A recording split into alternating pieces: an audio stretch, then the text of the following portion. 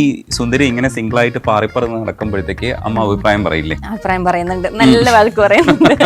ഞാൻ നോക്കിക്കോളാം, ഞാൻ നോക്കുന്നുണ്ട് വൈഡർ റേഞ്ചിൽ, പക്ഷെ നടക്കണില്ല. എന്നെ നോക്കുന്നുണ്ട്, ഞാൻ നോക്കണം അങ്ങോട്ട്. ദീർഘകാലത്തേക്കാണോ നോക്കുന്നത്, ഷോർട്ട് ടൈം ആണോ? ഞാൻ ദീർഘകാലത്തേക്കാണ് നോക്കുന്നത്, അതുകൊണ്ട് എങ്ങനെ. അപ്പൊ ഷോർട്ട് ടൈം ആയിട്ട് സംസാരിക്കാൻ വരുന്ന ആൾക്കാരുണ്ടാവുമല്ലോ. എനിക്ക് താല്പര്യമില്ല എന്ന് പറയും. ഞാൻ കുറച്ച് ഓൾഡ് സ്കൂളാണ്. എന്റെ മുഖം ഉപയോഗിച്ചു എന്ന് പറഞ്ഞതുകൊണ്ട് ഞാൻ ഭയങ്കര വലിയ ആളായതുകൊണ്ടൊന്നും അല്ല. അവർക്കപ്പോൾ ആക്സബിൾ ആയിരുന്നൊരു ഏറ്റവും ക്ലോസ് എൻവയോൺമെന്റിൽ കിട്ടിയത് എന്നെയായിരുന്നു. അതുകൊണ്ട് അവരത് യൂസ് ചെയ്തതാ. ജീവാംശം കഴിഞ്ഞു, നീ ഹിമമഴ കഴിഞ്ഞു, ഇതായിരിക്കും അടുത്തത് ഇറങ്ങുക എന്നൊരു പ്രതീക്ഷയിലാണ് നമ്മൾ അന്ന് എഴുതുന്നത്. എന്റെ കുറേ പാട്ടുകൾ ഇറങ്ങിക്കഴിഞ്ഞ് ഇപ്പോഴാണ് ആ പാട്ട് സംഭവിച്ചത്. ഇത് താനെ അലയുന്ന ഒരു വേരിന്റെ നാവ് എന്ന് ഉദ്ദേശിച്ചത് റൂട്ടിന്റെ ടങ്, അത് പോകുന്ന മാർഗങ്ങൾ അത്രത്തോളം മിസ്റ്റീരിയസ് ആയിരിക്കും ഒബ്വിയസ്ലി. അപ്പൊ അങ്ങനെ എഴുതിയതാ. വേരിന് നാവുണ്ടോന്നൊക്കെ വിമർശകർ ചോദിക്കുമോ, നിരൂപകർ ചോദിച്ചാൽ ഞാൻ മറുപടി പറയും, വേരിന് കൈകളുണ്ട്, നാവുണ്ട്. വാട്സാപ്പ് വഴി ഇംഗ്ലീഷ് പഠിക്കാൻ ഇംഗ്ലീഷ് കഫേ ഉള്ളപ്പോൾ ഇംഗ്ലീഷ് ഒരു വിഷയമേ അല്ല. English cafe presents you the perfect English. English Cafe, we present you the perfect English. WhatsApp now 9633888575. Lyricist Haritha Haribabu ആണ് നമുക്കിപ്പോൾ ഉള്ളത്. ഹായ് ഹരിത. Hello sir. ഈ അടുത്ത് കൈലാഷിന്റെ ഒരു പാട്ട്, എനിക്ക് തോന്നുന്നു പ്രതിഭ ട്യൂട്ടോറിയൽസിൽ നീയേ നീയേ എന്ന് പറയുന്ന പാട്ട് കേട്ട സമയത്താണ് ഹരിതയോട് സംസാരിക്കണമെന്ന് എനിക്ക് തോന്നിയത്. മുമ്പ് നമ്മൾ വേറൊരു ഒക്കേഷനിൽ സംസാരിച്ചിട്ടുണ്ട്, ഇത് വേറൊരു കോണ്ടസ്റ്റിലായിരുന്നു. കൈലാഷിൻ്റെ പാട്ടിൽ വരിക എന്ന് പറയുന്നത് ഭയങ്കര സന്തോഷമുള്ളൊരു കാര്യമാണ്. കൈലാഷിൻ്റെ പാട്ടിൽ എഴുതിയവരെല്ലാം ഹിറ്റാണ്. ആ പാട്ട് 2020 സംഭവിക്കുന്നത്. എൻ്റെ ആദ്യത്തെ പാട്ടെന്ന് വേണമെങ്കിൽ പറയാം. ആ സോങ് കാവ്യ അജിത്ത് എന്നൊരു സിംഗറുണ്ട്, മ്യൂസിക് ഡയറക്ടറും കൂടിയാണ്. അപ്പം കാവ്യയ്ക്ക് വേണ്ടി ഞാൻ ഒരു പാട്ട് എഴുതി.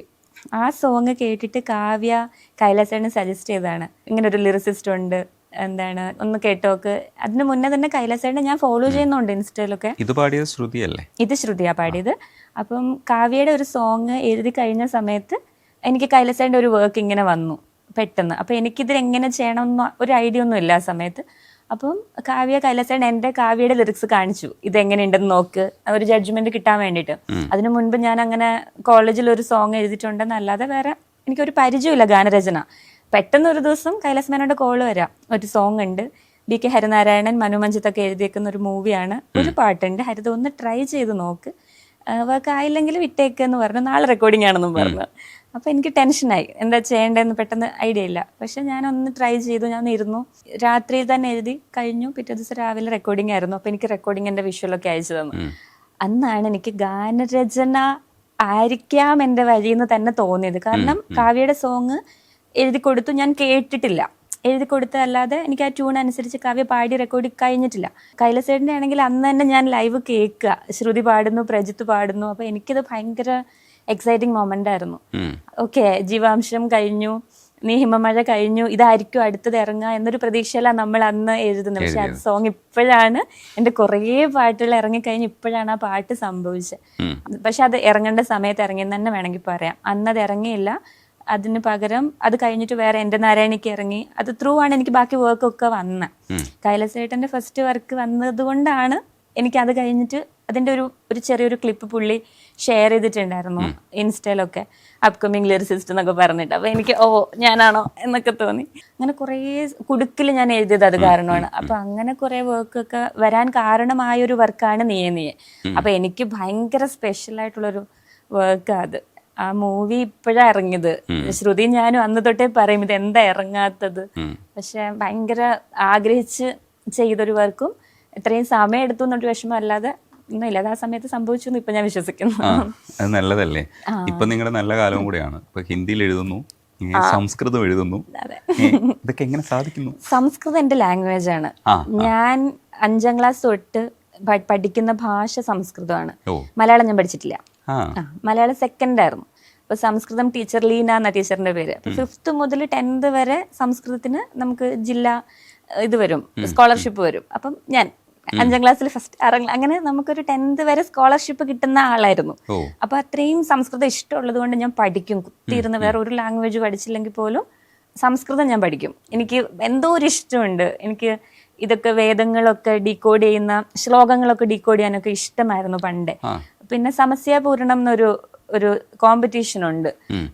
സംസ്കൃതോത്സവത്തിന് ഞങ്ങൾ പങ്കെടുക്കുന്ന സമയത്ത് എല്ലാത്തിനും കൊണ്ടുപോകും. കഥാരചന, കവിതാരചന, സമസ്യാപൂരണം, ഉപന്യാസ രചന, എല്ലാത്തിനും സ്കൂളിൽ നിന്ന് കൊണ്ടുപോകും. അപ്പം ഭയങ്കര സപ്പോർട്ടീവ് ആയിരുന്നു ടീച്ചേഴ്സൊക്കെ. അങ്ങനെ കൊണ്ടുപോകുമ്പോൾ സമസ്യാപൂർണ്ണ ഇങ്ങനെയാ, 4ാമത്തെ വരി തരും, ആദ്യത്തെ 3 വരി നമ്മൾ എഴുതണം. അപ്പൊ അന്ന് ഞാൻ അതെങ്ങനെ എഴുതിയെന്ന് എനിക്ക് അറിയില്ല, പക്ഷെ അന്ന് തൊട്ട് സംസ്കൃത ശ്ലോകങ്ങൾ നമുക്ക് എഴുതാൻ പറ്റുന്നുണ്ട് എന്നൊരു തിരിച്ചറിവുണ്ടായിരുന്നു. മേ ബി അതുകൊണ്ടായിരിക്കാം ഇപ്പം ഒരു സോങ് ഇങ്ങനെ വരുമ്പോൾ സംസ്കൃതത്തിലാണെന്ന് പറയുമ്പോൾ ഹായ് സന്തോഷാണ്. അതായത് ശ്ലോകങ്ങൾ നമ്മളെ കൊണ്ട് എഴുതാൻ പറ്റുക എന്ന് പറയുന്നത് കുറച്ച് ടഫാണ്, പക്ഷെ മീറ്ററൊക്കെ അറിയാമെന്നുണ്ടെങ്കിൽ നമുക്ക് ചെയ്യാൻ പറ്റും. അന്നേ നമുക്ക് ഇതിന്റെ ഒരു എവിടെയോ ഒരു ഇതിന്റെ വിത്തുകൾ അവിടെ എവിടെയൊക്കെയോ പാകിയിട്ടുണ്ടായിരുന്നു എന്ന് വേണമെങ്കിൽ ചിന്തിക്കാം. കാരണം ഞാൻ അന്ന് വായിക്കുന്ന പുസ്തകങ്ങളും അങ്ങനത്തെ ആയിരുന്നു, നമുക്ക് റെഫറൻസസ് അങ്ങനത്തെ ആയിരുന്നു സ്കൂളിലൊക്കെ ഉണ്ടായിരുന്നത്. അപ്പൊ സംസ്കൃതം കണക്ഷൻ അന്ന് മുതലേ ഉണ്ട്, 5th മുതലേ ഉണ്ട്. ഇപ്പൊ ഞാൻ MA സംസ്കൃതം ലിറ്ററേച്ചർ ചെയ്യുന്നുണ്ട് ഡിസ്റ്റന്റ് ആയിട്ട്. എന്റെ സാർ പാലനാട് വാസുദേവൻ നമ്പൂതിരിയാണ്. അപ്പൊ ഈ ലീന ടീച്ചറും സാറും ഇവരോട് മാത്രമേ ഞാൻ സംസ്കൃതത്തിനെ പറ്റി സംസാരിച്ചിട്ടുള്ളൂ. പക്ഷെ അവർ തരുന്ന റെഫറൻസസ്, ബുക്സ്, തരുന്ന സപ്പോർട്ട് ഭയങ്കര വലുതാ. അപ്പൊ ഇപ്പോഴും ഞാൻ ഒരു സംശയം ഉണ്ടെങ്കിൽ ഈ വാക്കിന്റെ വേറൊരു വാക്ക് തരുമോ എന്നൊക്കെ ചോദിക്കാൻ എനിക്ക് ഫ്രീഡം ഉണ്ട്. അപ്പൊ അത് ഗാനരചനയിലോട്ട് എങ്ങനെ വന്നു എന്നുള്ളതാണ് ഞാൻ ഇപ്പൊ കഴിഞ്ഞ ദിവസം ഞാൻ ആലോചിച്ചു. അപ്പോഴാണ് ഈ സമസ്യാപൂരണം നമ്മളെ ഹെൽപ്പ് ചെയ്തിട്ടുണ്ട്. അക്ഷരശ്ലോകം ഒക്കെ എല്ലാവരും ഹെൽപ്പ് ചെയ്യുന്ന പോലെ എനിക്ക് സമസ്യാപൂരണമായിരുന്നു. അപ്പൊ വരിയാണ്, രസമാണ്, അത് നമ്മൾ എഴുതി വരുമ്പോൾ അതിന് ഫസ്റ്റ് ഓക്കെ. അപ്പൊ എങ്ങനെ സംഭവിച്ചെന്ന് അറിയില്ല, പക്ഷെ എന്തോ അത് ഇങ്ങനെ സംഭവിക്കേണ്ടതുകൊണ്ടായിരിക്കാം അന്ന് ചിലപ്പോൾ അങ്ങനെ സംഭവിച്ചെന്ന് തോന്നുന്നു. എന്റെ ഇൻട്രസ്റ്റിംഗ് ഏരിയ ആയിരുന്നു സംസ്കൃതം, ലിറ്ററേച്ചർ പരമായ എന്തും. ആയുർവേദം ഇപ്പോഴും പ്രാക്ടീസ് ചെയ്യുന്നില്ലേ? ആയുർവേദം സംസ്കൃതത്തിലാണ്. സംസ്കൃതവും ബയോളജിയും തമ്മിലുള്ളൊരു ഇഷ്ടം കൊണ്ടാണ് ഞാൻ ആയുർവേദത്തിന് പോയത് തന്നെ. അപ്പൊ അതെനിക്ക് കളഞ്ഞിട്ട് വേറൊന്നും ചെയ്യാൻ തോന്നിയില്ല. ഒരു മാസം ഞാൻ ജോലി ചെയ്യാതെ ശ്രമിച്ചു ഇവിടെ വന്നിട്ട്, എറണാകുളത്ത് വന്നിട്ട്. പക്ഷെ ആ ഒരു മാസം എനിക്ക് ഞാൻ എന്നോട് ഇൻജസ്റ്റിസ് ചെയ്യുന്ന പോലെ തോന്നി. ഭയങ്കര ഇൻജസ്റ്റിസ് ആയിട്ടുള്ളൊരു പ്രവൃത്തി ഞാൻ എനിക്ക് കൊടുക്കുന്ന പോലെ തോന്നി. കാരണം ഞാൻ ഇത് പഠിച്ചു, എൻറോൾമെന്റ് കഴിഞ്ഞു, നമ്മുടെ ഓത്തിലൊക്കെ നമ്മൾ പറയുന്ന കാര്യങ്ങളും എല്ലാം നമ്മൾ എന്തിനാണ് ഇത് പഠിച്ചത്. ഞാൻ അത്ര ഇഷ്ടപ്പെട്ട് എടുത്തൊരു സബ്ജക്ട്. നല്ല കുട്ടിയാണല്ലേ? അല്ല, എല്ലാ കാര്യത്തിലൊന്നും അങ്ങനെ അനുസരണയുള്ള കുട്ടിയൊന്നും അല്ല. പക്ഷെ ഇഷ്ടമുള്ളൊരു സബ്ജക്ട് എടുത്ത് പഠിച്ചിട്ട് അതെനിക്ക് പ്രാക്ടീസ് ചെയ്യാൻ അത്ര ഇഷ്ടമുള്ളത് കൊണ്ടാണ് ഞാൻ കുറേ സാറുമാരുടെ അണ്ടറിൽ പോയി പഠിച്ചു. തൃത്താല, വൈദ്യമഠം, പുലാമന്തോൾ, പിന്നെ തൊടുപുഴ, ധന്വന്തരി. അപ്പൊ എന്റെ ടീച്ചേഴ്സ് ഭയങ്കര എമിനന്റ് ആയിട്ടുള്ള ടീച്ചേഴ്സാ. അപ്പൊ അവരൊക്കെ നോക്ക് നീ പ്രാക്ടീസ് ചെയ്യണില്ലേ എന്ന് ചോദിക്കുന്നത് എനിക്ക് ഓക്കെ അല്ല. മാത്രമല്ല എനിക്ക് അത്ര ഇഷ്ടമുള്ള സബ്ജക്റ്റ് ആയതുകൊണ്ട് എനിക്ക് ആ ഹീലിംഗ് എനിക്ക് ഇഷ്ടമാണ്. അപ്പം 8 വർഷമായിട്ട് ഞാൻ ഇപ്പൊ പ്രാക്ടീസ് ചെയ്യുന്നുണ്ട്.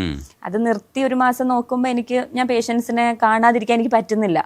അപ്പൊ ഞാൻ വീണ്ടും ഞാൻ ജോലിക്ക് തിരിച്ചു വരികയാണെന്ന് ഞാൻ വീണ്ടും ജോയിൻ ചെയ്തു. കോട്ടയ്ക്കില്ല ഇവിടെ വർക്ക് ചെയ്യുന്നത്.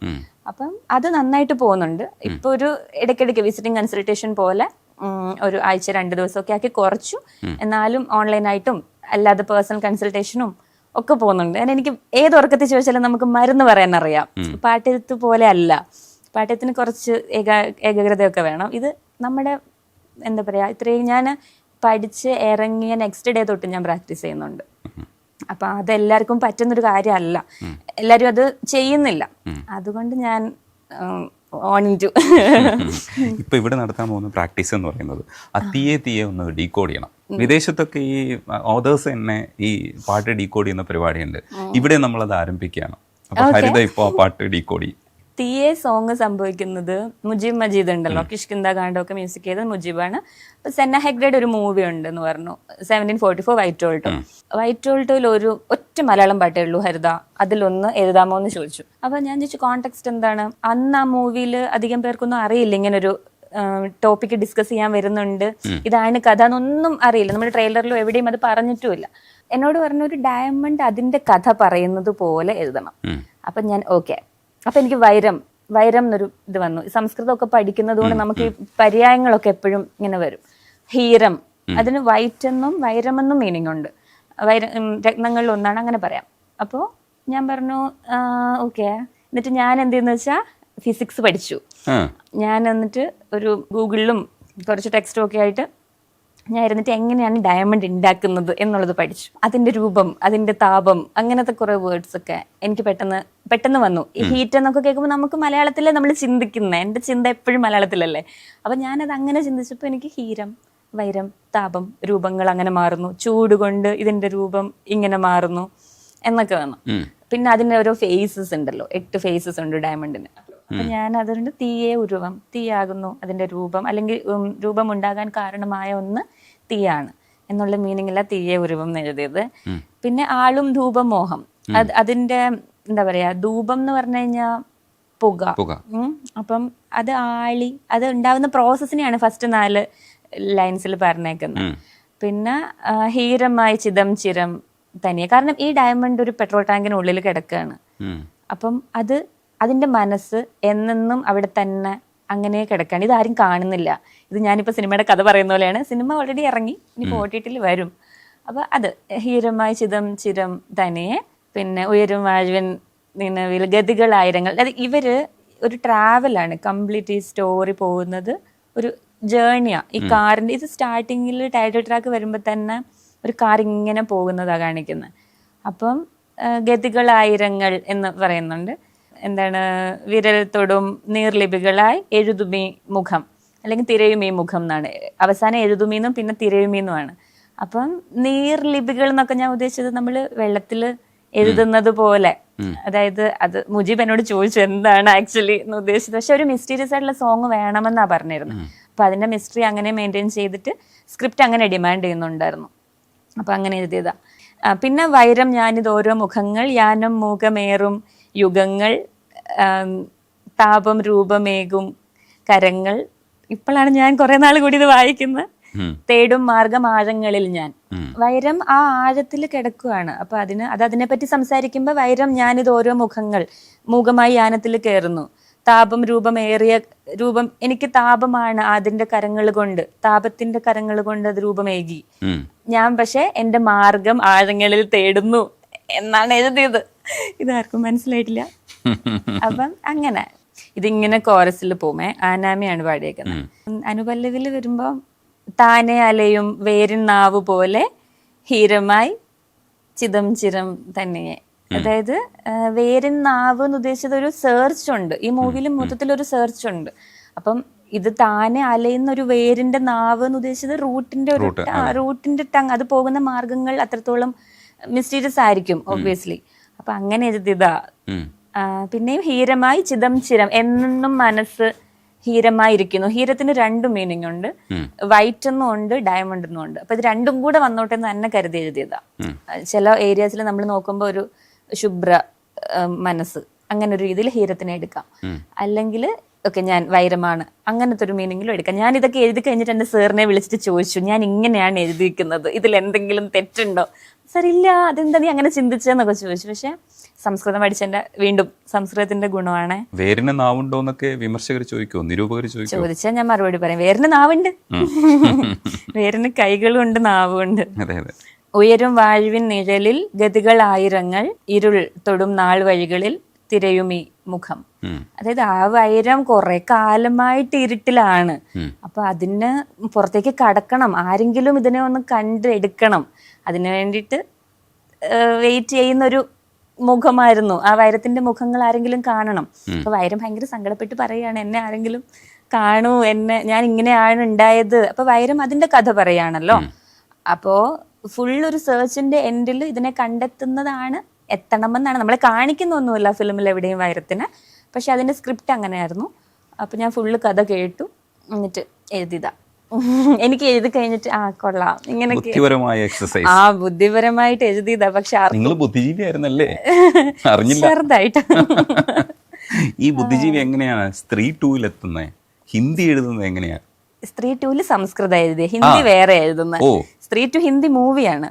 പക്ഷെ ഞാൻ മലയാളം മ്യൂസിക് ഡയറക്ടർക്ക് വേണ്ടിയിട്ട് സംസ്കൃതമാണ് എഴുതിയത്. ജസ്റ്റിന് ഒരു ദിവസം വിളിച്ചിട്ട് ഇങ്ങനെ പറഞ്ഞു, എനിക്കൊരു ശ്ലോകം വേണം. അതിപ്പോ എവിടെന്നെങ്കിലും റെഫറൻസ് എടുത്ത് തന്നാലും മതി, ഹരിതയ്ക്കൊരു ശ്ലോകം വേണം. റെഫറൻസ്, സംസ്കൃതം റെഫറൻസിന് വേണ്ടിയിട്ട് എന്നോട് ചോദിക്കാറുണ്ട് ആൾക്കാർ. അപ്പൊ ഞാൻ പറഞ്ഞു, ഇതൊരു കർമ്മ അങ്ങനത്തെ ഒരു ബേസ്ഡ് ആയിട്ട് വരുന്നൊരു തോട്ടാണ് അവിടെ സ്ക്രിപ്റ്റ് ഡിമാൻഡ് ചെയ്തിരുന്നത്. ഇപ്പൊ ഞാൻ ഗീത എൻ്റെ കയ്യിൽ ഇല്ല. പിന്നെ വേറൊരു ബുക്ക് എടുത്തിട്ട് ഞാനത് സെർച്ച് ചെയ്ത് ആ കോണ്ടെക്സ്റ്റിന് കറക്റ്റായിട്ട് എടുത്ത് തരുന്നതിലും ബെറ്റർ ഞാനൊരു സാധനം എഴുതി തന്നാൽ മതിയോ എന്ന് ചോദിച്ചു. അപ്പൊ മതി എന്ന് പറഞ്ഞു. അപ്പൊ ജസ്റ്റിനാണ് അതിൽ മ്യൂസിക് ചെയ്യണമെന്ന് എനിക്കറിയാം. അപ്പൊ ഞാൻ പെട്ടെന്ന് പറഞ്ഞു, അല്ല ഇത് ഭയങ്കര പടമല്ലേ, ഇത് വലിയൊരു പടമല്ലേ, അപ്പൊ ഇതിനകത്ത് നമ്മൾ അത്രയും പെർഫെക്ഷനായി ഈ 2-3 ഭാഗങ്ങളുള്ള സംഭവമാണല്ലേ? ഞാൻ ആ പടം സ്ത്രീ 1 കഴിഞ്ഞു, പിന്നെ ഭേദ്യ മുഞ്ച, പിന്നെ സ്ത്രീ 2 ആണ്. അപ്പം പടം അവിടെ ഭയങ്കര ഹിറ്റാണ്. 13 crores എന്തോ കളക്ട് ചെയ്ത ഫസ്റ്റ് ഹിന്ദി മൂവിയാണ്. ഇപ്പം അന്ന് എനിക്കിത് അറിയില്ല, അന്ന് ഞാൻ എഴുതണ ഒന്നും എനിക്കറിയില്ലായിരുന്നു. അന്ന് ഞാൻ സ്ത്രീ 1ന്റെ സെക്കൻഡ് പാർട്ട് ജസ്റ്റ് മ്യൂസിക് ചെയ്യുന്നു. ഒരു സംസ്കൃതം വേണം, അത് RRന്റെ കൂടെ പോകുന്ന എവിടെയോ വരുന്ന ഒരു ലിറിക്ക്, അത്ര എനിക്ക് അറിയുന്നുണ്ടായിരുന്നു. അപ്പം ഞാൻ പറഞ്ഞു ഞാൻ എഴുതി തരാം എന്നൊക്കെ പറഞ്ഞ് ഞാൻ പെട്ടെന്ന് എഴുതി. കാരണം അവിടെ കോറസ് കുട്ടികൾ വരാറായിട്ടുണ്ടായിരുന്നു ഇത് RRന്റെ കൂടെ ചെയ്യാൻ. അപ്പൊ ജസ്റ്റിന് എക്സ്പെക്ട് ചെയ്തിരുന്നത് എന്താ വേറൊരു ശ്ലോകം എന്നായിരുന്നു. പക്ഷെ ഞാൻ എന്തെന്ന് വെച്ചാൽ 2-3 വരി അങ്ങ് എഴുതി കൊടുത്തു. അത് പെർഫെക്റ്റ്. അതുകൊണ്ടല്ല, എനിക്ക് സംസ്കൃതത്തിൽ ഞാൻ കോൺഫിഡന്റ് ആണ് ബേസിക്കലി. അപ്പം മലയാളം ആണെങ്കിലും ഞാൻ ഒന്നും കൂടി ഒന്ന് ആലോചിക്കും ചിലപ്പം ഇത് തെറ്റ് വരുമോ ഇത്. പക്ഷെ എനിക്ക് തോന്നി ഇത് ഇങ്ങനെ എഴുതാം. ബേസിക്കലി കലാകാരന്മാർ മടിയന്മാരാണല്ലോ, അപ്പം മടി അവിടെ റിഫ്ലക്ട് ചെയ്താണോ എന്ന് സംശയമുണ്ട്. സെർച്ച് ചെയ്തെടുക്കുന്ന ഒരു സ്പേസ് എനിക്ക് കിട്ടിയില്ല. രാത്രിയായിരുന്നു, ലേറ്റ് നൈറ്റ്, എനിക്ക് ബുക്കില്ല, ലൈബ്രറി പോകാനാണെങ്കിലും ഒന്നും ടൈമില്ല. അപ്പം ഞാൻ പെട്ടെന്ന് അങ്ങ് എഴുതി കൊടുത്തു. ജസ്റ്റിൻ ഇങ്ങനെയാണ്, ഇതൊന്ന് മീറ്റർ കറക്റ്റ് ആണോ നോക്കാൻ പറഞ്ഞു. അപ്പോൾ ജസ്റ്റ് എനിക്ക് മീറ്റർ ട്യൂൺ അയച്ചു തന്നു. അതനുസരിച്ചിട്ട് ഞാനൊരു 6 വരി 6-8 വരി എന്തോ ഉള്ളൂ അത് എഴുതി കൊടുത്തു. അത് സിനിമയിൽ ഒരു ഭയങ്കര പ്രസക്തമായ ഒരു ഭാഗത്ത് വന്നിട്ടുണ്ട്. അപ്പം എന്നോട് കുറെ പേര് സിനിമ കണ്ടിട്ടൊക്കെ മെസ്സേജ് അയച്ചു സംസ്കൃതം കൊള്ളാന്ന്. അപ്പൊ ഞാൻ നിങ്ങൾ ശ്രദ്ധിച്ചായിരുന്നല്ലോ അല്ലേ എന്നാ ചോദിച്ചത്. നമ്മളത് എക്സ്പെക്ട് ചെയ്യുന്നില്ല, അത് അങ്ങനെ ശ്ലോകങ്ങൾ ആൾക്കാർ ശ്രദ്ധിക്കും എന്നൊന്നും എക്സ്പെക്ട് ചെയ്യുന്നില്ല. പക്ഷെ അത് ശ്രദ്ധിച്ചു. എനിക്ക് അമർ സാറൊക്കെ വന്ന് ലൈക്കൊക്കെ അടിച്ചിട്ട് അങ്ങനെ ഉണ്ടായി. ഈ നിഷ്കളങ്കമായി സംസാരിക്കുന്ന ഈ കുട്ടിയുടെ മുഖം ഒരിക്കല് വെച്ചിട്ട് ഒരാള് അവരുടെ മുഖമാണെന്ന് പറഞ്ഞിട്ട് പ്രചരിപ്പിക്കുകയും 10-21 കാമുകന്മാരെ ഉണ്ടാക്കുകയും ചെയ്തിട്ടുണ്ടായിരുന്നു.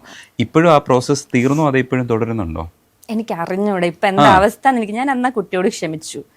അത് പിന്നീട് ഞാൻ അതിന്റെ ഒന്നും നോക്കിയിട്ടില്ല. ആ കുട്ടി അങ്ങനെ ചെയ്തു. ഇപ്പം ഞാൻ ഇപ്പോഴും എൻ്റെ ലൈഫിൽ ഞാൻ പഠിച്ചൊരു പാഠം എന്ന് പറഞ്ഞാൽ, എല്ലാവരും ആദ്യമായിട്ടല്ലേ ജീവിക്കുന്നത്.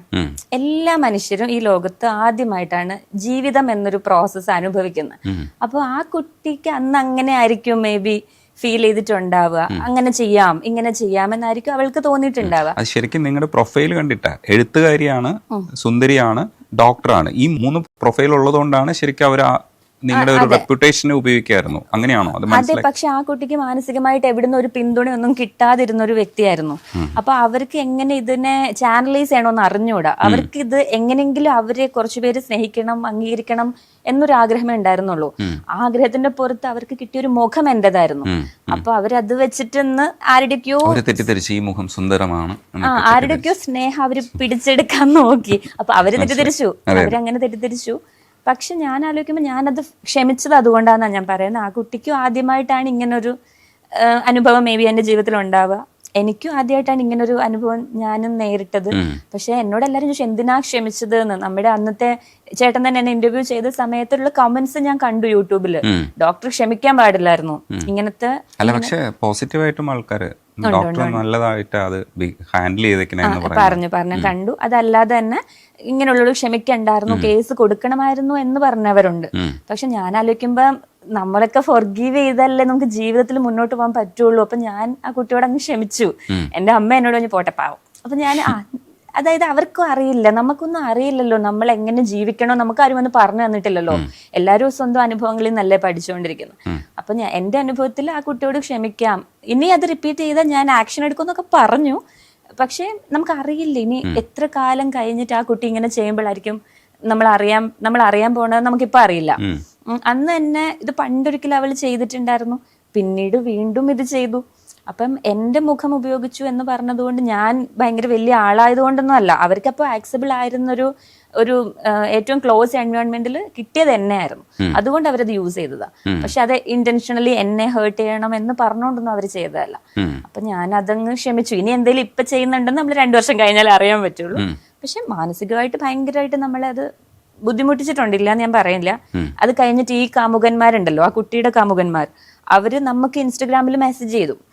അപ്പോഴാണ് നമുക്ക് ഇതിന്റെ ഒരു ഇത് ശരിയല്ല. അപ്പൊ ഞാൻ അയാളോട് പറഞ്ഞു, ഞാൻ നിങ്ങൾ ഉദ്ദേശിക്കുന്ന വ്യക്തിയല്ല, നിങ്ങൾ സ്നേഹിച്ചതും സംസാരിച്ചതും ഒക്കെ ആ കുട്ടിയോടാണ്, അപ്പം അതിനോട് സംസാരിക്കൂ എന്ന് പറഞ്ഞു. ഞാൻ ഭയങ്കര റൂഡായിരുന്നു. അപ്പൊ പുള്ളി ഹരിത, അപ്പൊ ഞാൻ ഹരിത ഇതാണ്, അത് വേറെ ആളാണ് എന്ന് പറഞ്ഞു. അപ്പം പുള്ളി അങ്ങ് പോയി. പക്ഷെ അത് ഞാൻ പറയാ, ആൾക്കാരെ അഫക്ട് ചെയ്യുന്ന രീതികൾ ഡിഫറെന്റ് ആണല്ലോ. ഞാൻ ആളോട് പറഞ്ഞു, നിങ്ങൾ തെറാപ്പി എടുക്ക്, നിങ്ങൾ ഇതിന്ന് റിക്കവർ ആവ് എന്ന് പറഞ്ഞു വിട്ടു. കുട്ടിയോട് ഞാൻ പറഞ്ഞു, മോളല്ല, എന്നെക്കാട്ടിലെ എൽഡറാണ്, ആള് മാരീഡ് ആയിരുന്നു, ആൾക്ക് കുട്ടിയൊക്കെ ഉണ്ടായിരുന്നു. അപ്പം ഞാൻ പറഞ്ഞു, നിങ്ങളൊരു മെഡിക്കൽ ഹെൽപ്പ് എടുക്കണം, സൈക്കോളജിക്കലി നിങ്ങൾ ഓക്കെ അല്ല, അതുകൊണ്ടാണ് ഇങ്ങനെ സംഭവിച്ചത്. അതന്ന് ക്ഷമിച്ചു, അതല്ലാതെ ഞാനൊന്നും ചെയ്തില്ല, വേറെ ആക്ഷനൊന്നും പിന്നെ എടുത്തില്ല. ഈ അമ്മ പറഞ്ഞപ്പോൾ ഞാൻ ക്ഷമിച്ചതെന്ന് പറഞ്ഞു, പക്ഷെ നമ്മുടെ സംസാരം മധ്യേ അമ്മക്കുട്ടി അല്ല എന്നുള്ളൊരു സൂചനയും തന്നു. അപ്പൊ ചില കാര്യങ്ങളിൽ മാത്രമേ അമ്മയെ അക്സെപ്റ്റ് ചെയ്യും, ചില കാര്യങ്ങളിൽ അക്സെപ്റ്റ് ചെയ്യില്ല, അങ്ങനെയാണ്. അമ്മയ്ക്കും എനിക്ക് ലോങ് ഡിസ്റ്റൻസ് റിലേഷനെ വർക്ക് ആവുള്ളൂ. ഞാനും അമ്മയും ഐഡിയോളജിക്കലി ഭയങ്കര ഡിഫറെന്റ് ഉള്ള ആൾക്കാരാ.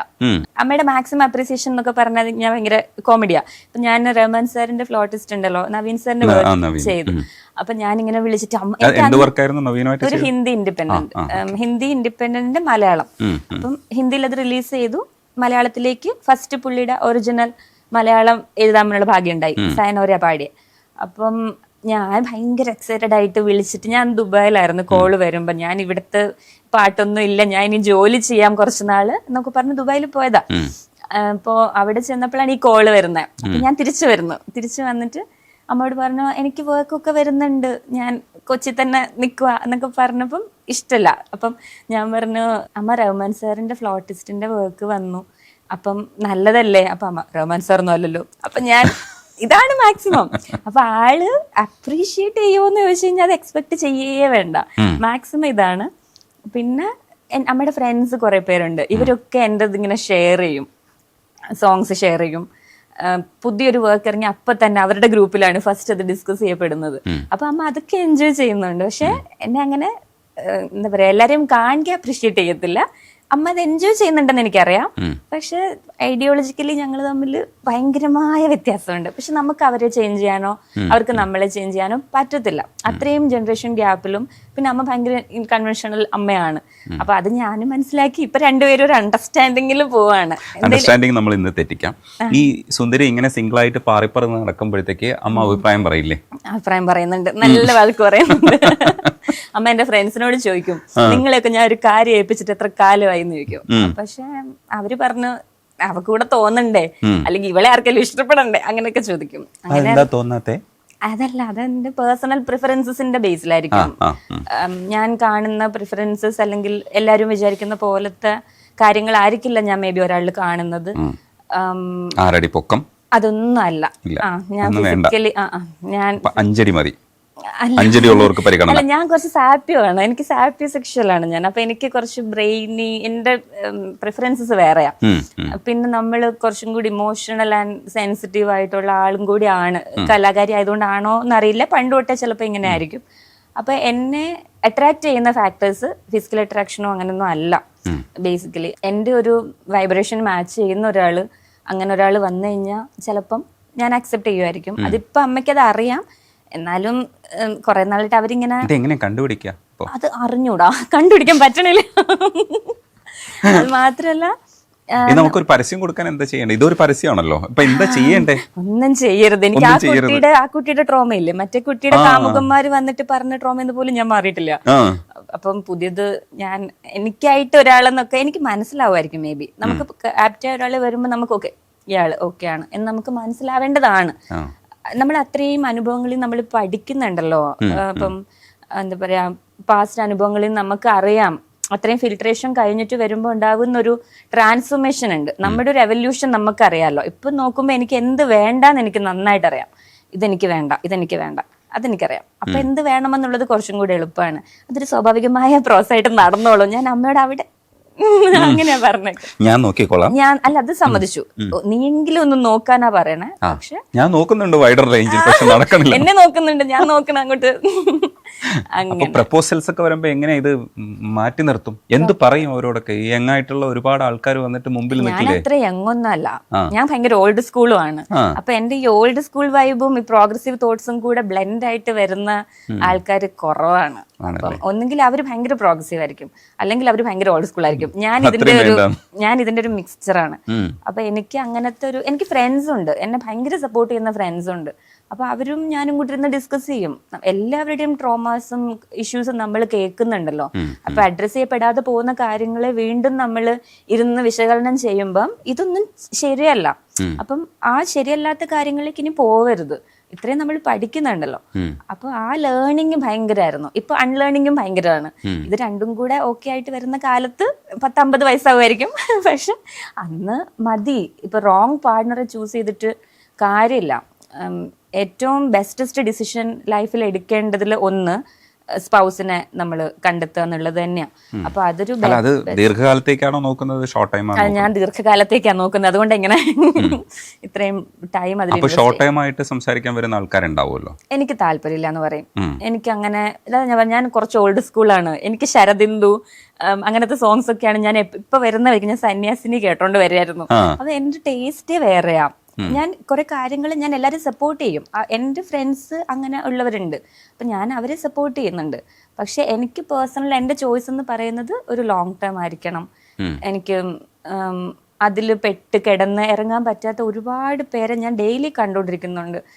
ആ ഫേസ് ഫ്ലിങ്സും ഒക്കെ ആയിട്ട് ഇഷ്യൂസിൽ കിടന്നിട്ട് നമ്മളോട് ഇപ്പം ഞാൻ ഡോക്ടറും കൂടി ആണല്ലോ. അപ്പം എനിക്ക് എൻ്റെ അടുത്ത് വരുന്ന പേഷ്യൻസ് ഉൾപ്പെടെ അവർ സൈക്കോളജിക്കലി ഒട്ടും ഓക്കെ അല്ല. One of the main reason എന്ന് പറയുന്നത് ഇത് തന്നെയാണ്, പാർട്ട്ണർ ഇഷ്യൂസ് ആണ്. അപ്പം അങ്ങനെ അറിഞ്ഞുകൊണ്ട് നമ്മൾ പോവാൻ തോന്നുന്നില്ല. അപ്പം ആ ഒരു ബ്ലെൻഡ് ആയിട്ട് ഒരു വരുന്ന സമയത്ത് നോക്കാം, ഇല്ലെങ്കിൽ വേണ്ട. എനിക്ക് ഭയങ്കര ക്ലാരിറ്റി അതിലുണ്ട്. നമുക്ക് എക്സ്പീരിയൻസസ് ഇല്ല എന്ന് ഞാൻ പറയണില്ല. നമുക്കൊരു അനുഭവങ്ങൾ വരുമ്പോൾ നമുക്ക് മനസ്സിലാവും ഇത് ഓക്കെ അല്ല. ഓക്കെ അല്ലാത്ത എൻവയോൺമെന്റിൽ നമ്മൾ നിൽക്കേണ്ട ആവശ്യമില്ല. ഇറങ്ങേണ്ടടുത്ത് ഇറങ്ങുക, നിൽക്കാൻ പറ്റുകയാണെങ്കിൽ നിൽക്കുക. ആ ഒരു ക്ലാരിറ്റി കിട്ടിക്കഴിഞ്ഞാൽ പിന്നെ നമ്മൾ ഭയങ്കര ഫ്രീ ആവും. ഞാൻ മെന്റലി ഇപ്പൊ ഭയങ്കര ഫ്രീ ആണ്. നടക്കാണ്, അസൂയാണ്. അതെ, കല്യാണം കഴിച്ചവരൊക്കെ പറയുന്നുണ്ടല്ലോ. അപ്പം അതിന്റെ ഒരു സമാധാനം ഭയങ്കര വലുതാ. നമുക്ക് ഇഷ്ടമുള്ളത് ചൂസ് ചെയ്യാൻ പറ്റുന്നു. ഇഷ്ടമുള്ള സമയത്ത്, ഇഷ്ടമുള്ള ആൾക്കാരുടെ കൂടെ, ഇഷ്ടമുള്ള സ്ഥലങ്ങളിൽ നമുക്ക് സഞ്ചരിക്കാനും അങ്ങനെ ആ ജീവിതം ഭയങ്കര നല്ലതാണ്. അതിനെ ലിമിറ്റ് ചെയ്യുന്ന യാതൊന്നിനെ ഞാനിപ്പം എടുക്കുന്നില്ല.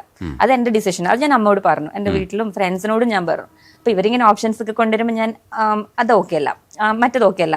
അത് ഒരിക്കലും ഫിസിക്കൽ അട്രാക്ഷനോ വേറെ ഒന്നും കൊണ്ടല്ല കേട്ടോ. അതെനിക്ക് അറിയാം നന്നായിട്ട്. ഞാൻ അതിൽ ശ്രദ്ധിക്കുന്നുണ്ട്. ഇതുകൊണ്ടല്ല എനിക്ക് അയാളെ ഇഷ്ടമല്ലാത്തത്. നമ്മൾ ഒരിക്കലും അനുഭവിച്ച ഒരു ട്രോമയിലേക്ക് വീണ്ടും നമ്മൾ പോവേണ്ട ഒരു സാഹചര്യം വരരുതെന്നുള്ളതിനെ പറ്റി ഭയങ്കര കോൺഷ്യസ് ആണ് ഞാൻ. ഭയങ്കര കോഷ്യസും ആണ് ആൾക്കാരോട്. നമുക്ക് പെട്ടെന്ന് റീഡ് ചെയ്യാൻ പറ്റുമല്ലോ. അപ്പം വേണ്ട, അതേ ഉള്ളൂ. അത് നടക്കേണ്ട സമയത്ത് നടന്നോളൂ. നിങ്ങൾ പാറിപ്പറി നടന്നോളൂ. സംസാര മധ്യേ പറഞ്ഞ ലിറിക്സിലേക്ക് ഞാൻ തിരിച്ചു വരികയാണെങ്കിൽ, സന്യാസിനി ഭയങ്കര ഇഷ്ടമുള്ള പാട്ടാണ്. അപ്പം രാത്രി പകലിനോട് എന്ന പോലെ യാത്ര ചോദിപ്പൂ ഞാൻ എന്നൊക്കെ പറയുന്നതിന് പലതരത്തിലുള്ള ഡയമെൻഷനിൽ എല്ലാ കാലഘട്ടത്തിലും സംസാരിക്കാറുണ്ട്. അതിപ്പോൾ ഓരോരുത്തരും അതിനെ വ്യാഖ്യാനിക്കുന്നത് അവരുടേതായ മനസ്സിനകത്ത് നിന്നിട്ട് അവർ കണ്ട സ്വപ്നങ്ങളും സങ്കല്പങ്ങളും അവരുടെ കാമുകിയും വേർപിരിയലും ഒക്കെ. ഹരിതയ്ക്ക് ശരിക്കും ആ പാട്ട് എന്താണ് സന്യാസിനി? എനിക്ക് ഇന്നും എന്നെ ആത്മാവ് നിന്നോട് മന്ത്രിക്കും, നിന്നെ ഞാൻ സ്നേഹിച്ചിരുന്നു. അതാണ് എനിക്കത് ഭയങ്കരമായിട്ട് മിസ് ചെയ്യുന്ന ഒരാളോടും പറയാം, അതുപോലെ സ്നേഹിക്കുന്ന ഒരാളോടും പറയാം. അങ്ങനത്തെ എൻ്റെ ടേസ്റ്റ് ഓഫ് എന്താ പറയുക, ലിറിക്കൽ ടേസ്റ്റ് കുറച്ച് ഇങ്ങനത്തേതാ. ഇപ്പം എന്നോട് ഒരാൾ ചോദിച്ചു ഫേവറേറ്റ് റൊമാൻറ്റിക് സോങ് ഏതാ, ഞാൻ മരണമെത്തുന്ന നേരത്തെന്നാ പറഞ്ഞത്. അപ്പം ആളെ ഇന്റർവ്യൂ ചെയ്യാം, അപ്പൊ ക്യാമറ ഓഫ്, ഇത് റോൾ ചെയ്യണോ എന്ന് ചോദിച്ചു. ബിക്കോസ് ഞാൻ പറഞ്ഞു ചെയ്തു, ഞാൻ കാര്യമായിട്ട് പറഞ്ഞതാ. കാരണം എനിക്കത് എന്നും എന്നെ ആത്മാവ് നിന്നോട് മന്ത്രിക്കും, നിന്നെ ഞാൻ സ്നേഹിച്ചിരുന്നത് ആത്മാവാണ് പറയുന്നത്.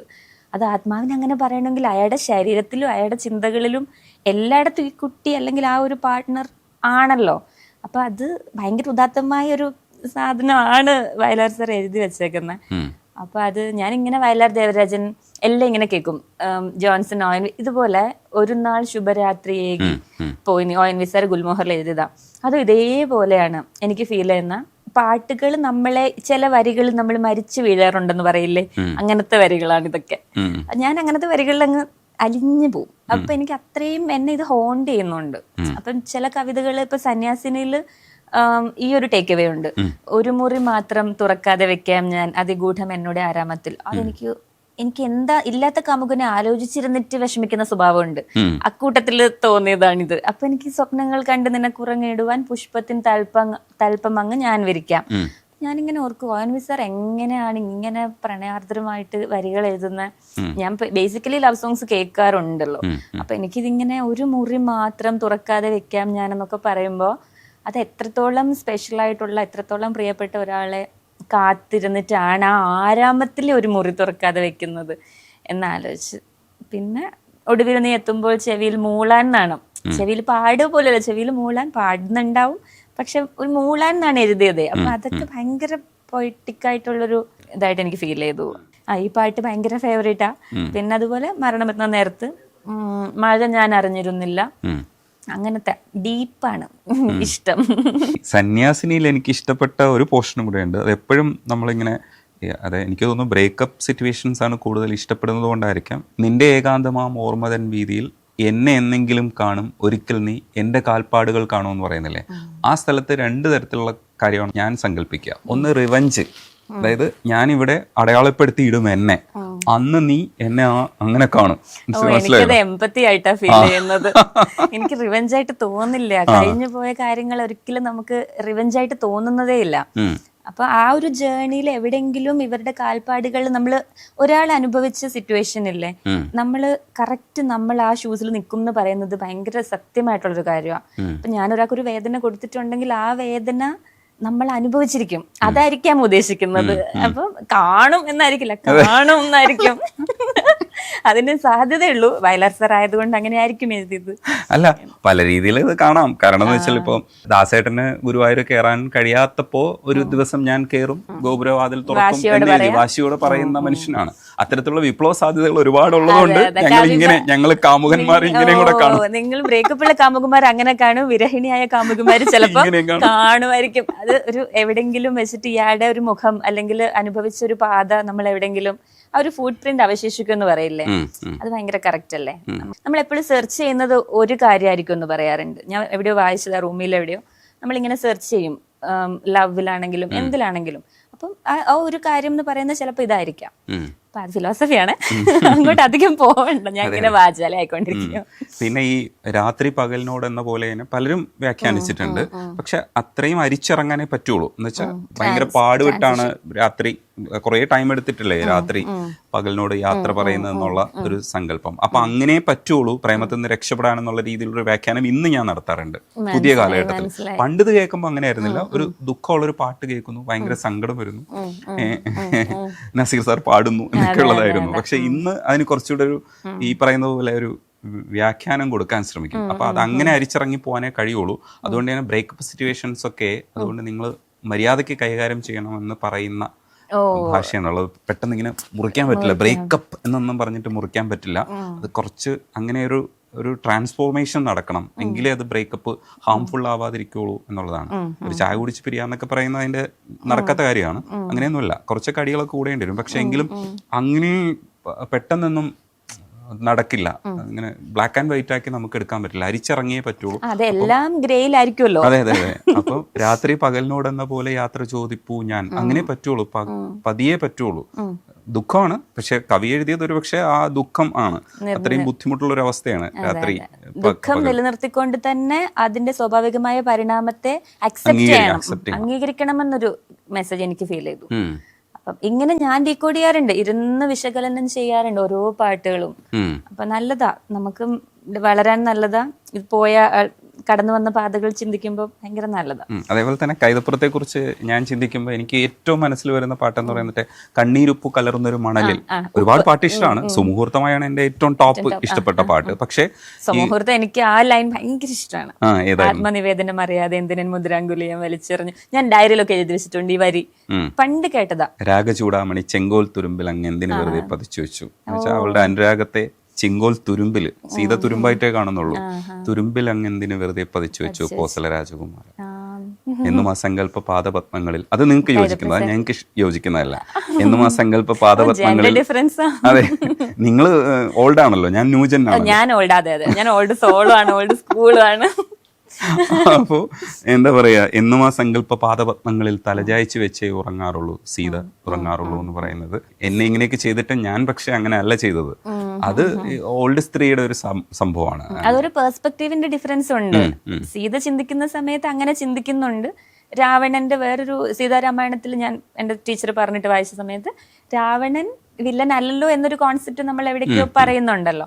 അപ്പൊ രാവണന്റെ ആ ഒരു ക്രൂരത അല്ലാത്ത വളരെ പാവമായ ഒരു രാവണൻ ചിന്തിക്കുമ്പം സീതയെ കാണുന്ന രീതി, അതുപോലെ സീത ഇവിടെ ചിന്തിക്കുമ്പോൾ ഇങ്ങനെ, അത് ഓരോരുത്തരുടെ പെർസ്പെക്റ്റീവിൽ ഉണ്ടാക്കുന്ന ഡിഫറൻസസ് ഭയങ്കരമാണല്ലോ.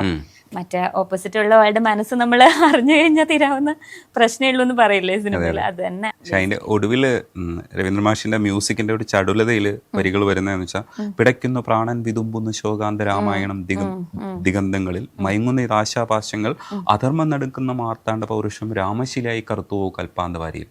അധർമ്മത്തെ നടുക്കിക്കൊണ്ടിരുന്ന ആ മാർത്താണ്ഡ പൗരുഷം വിഷ്ണുവിന്റെ അവതാരം ശരിക്കും രാമശിലായി കറുത്തുവോ കൽപ്പാന്ത വാരിയിൽ എന്ന് ചോദിക്കുന്നത് ഇതൊക്കെ ഓർത്തിരിക്കും അല്ലെ, ഇത്രയും ലിറിക്സ്. അയ്യോ, അത് ലെജൻഡിന്റെ അതെ, എന്നാലും കുറെ സോങ്സ് ഇങ്ങനെ ഓർത്തിരിക്കുന്നത് ഭയങ്കര നല്ല കാര്യമാണ്. ഞാൻ ഭയങ്കര ലിറിക്സ് ഒബ്സസ്ഡ് ആയതുകൊണ്ട് ഇങ്ങനെ കേൾക്കുമ്പം ഇങ്ങനെയൊക്കെ ഉള്ളവരും ശ്രദ്ധിക്കുന്നുള്ളവരുണ്ടല്ലോ എന്ന് തോന്നും.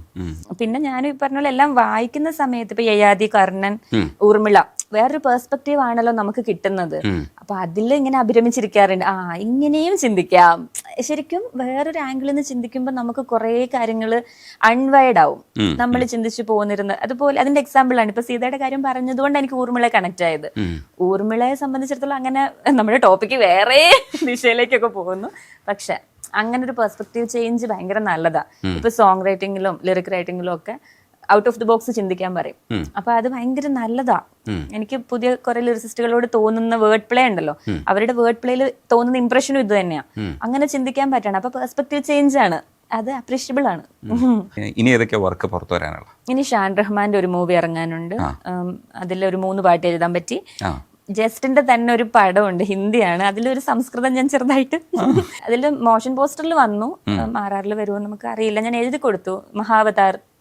അതില് അത് ഹിന്ദി മൂവി ആയതുകൊണ്ട് വിക്കി കൗശൽ അഭിനയിക്കുന്നത്. പക്ഷെ ഞാൻ അതിൽ വലിയ പാർട്ടൊന്നും അല്ല, ഞാൻ ചെറിയ 2-3 വരികളെ എഴുതി കൊടുത്തിട്ടുള്ളൂ. അപ്പൊ അതെന്റെ മൂവി എന്നൊന്നും എനിക്ക് പറയാൻ പറ്റില്ല. പക്ഷെ അത് ഇറങ്ങാനുണ്ട്. മലയാളം മൂവി ആമുഖങ്ങൾ എന്നൊരു മൂവിയുണ്ട്, സിത്താരേച്ചി പാട്ട് പാടിയതാ, അതിറങ്ങാനുണ്ട്. പിന്നെ 2-3 പേരിടാത്ത പടങ്ങളിൽ ഞാൻ പാട്ട് എഴുതി കൊടുത്തു. അത് ഇറങ്ങുന്ന എന്നാന്ന് നമുക്ക് അറിയാത്തത് കൊണ്ടും പോസ്റ്റർ ഒന്നും വന്നിട്ടില്ല.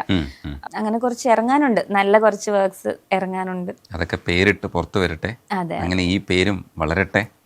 പിന്നെ ഡബിങ് മൂവി ആദ്യമൊക്കെ വന്നപ്പോ രാജീവ് ആലെങ്കിലും പിന്നീട് ഈ ആര്യ പോലെയുള്ള സിനിമകളിൽ സിജു തുറവൂരും ഒക്കെ എഴുതുന്നത് പോലെ സംസ്കൃതത്തിലെ ഒരു എഴുത്തുകാരി നിങ്ങളായിട്ട് അറിയപ്പെടട്ടെ. നമ്മള് മലയാളത്തിലെ ഒരു സംസ്കൃത എഴുത്തുകാരിയായിട്ട് അറിയപ്പെടട്ടെ. സംസ്കൃതം ഹിന്ദി ഒക്കെ നമ്മൾ അങ്ങനെ വേണമെന്ന് വിചാരിച്ച് വന്നതല്ല, എങ്ങനെയോ വന്നതാണ്. ഈ പറഞ്ഞ പോലെ മലയാളം പാൻ ഇന്ത്യൻ മൂവീസിൽ തെലുഗു മൂവിയുടെ മലയാളവും ഞാൻ എഴുതിയിട്ടുണ്ട്. അപ്പം അത് തെലുഗ് അറിയില്ലല്ലോ, കന്നഡ അറിയില്ല, ഹിന്ദി അങ്ങനെ അറിയില്ലായിരുന്നു. അപ്പൊ അതിന്റെയൊക്കെ മലയാള റീഡബ് വരുമ്പോൾ എഴുതുന്നുണ്ട്. അപ്പൊ അത് മലയാളം സാഹിത്യപരമായതെല്ലാം ഇഷ്ടമായതുകൊണ്ട് ചെയ്യുന്നതാ. സംസ്കൃതം മാത്രല്ല, എനിക്ക് മലയാളം ഭയങ്കര ഇഷ്ടമുള്ള ഭാഷ, തമിഴും. അപ്പം എല്ലാം സംസ്കൃതം ഇതിനോടൊക്കെ കണക്റ്റഡും ആണ്.